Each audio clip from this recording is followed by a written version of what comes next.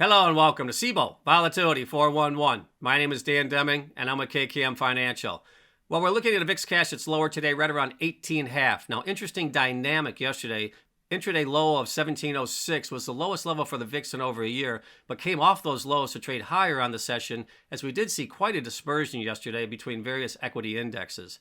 Looking at realized volatility, 10-day realized volatility down one vol point from 16 to 15.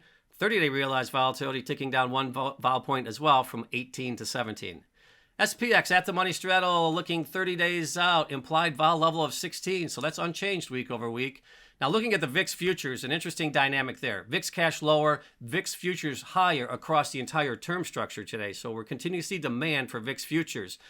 Looking at the roll market, that's in 20 cents today between February and March, so 90 cents of positive roll in the February-March roll. And then the term structure, as I mentioned, moving higher, slightly flatter, but nonetheless, futures are higher all the way through the entire term structure. Looking at activity in the VIX options, we got a lot of action today. As February activity, we're seeing February puts active and February calls. February calls 21 through 25 lines, very active.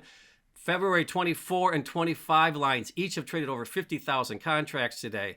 Looking at March, we're looking at the March 35 calls active as well. And then you go to April. April 21-25 call spread, April 21-28 call spreads trading very actively, as well as in the puts in April. We're looking at the 15 through the 19 lines trading actively as well.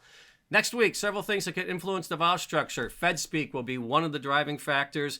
We also have earnings continuing to roll out, momentum in the market, and as I mentioned in the top of the show, the dispersion between the various indexes is also influencing the vol structure.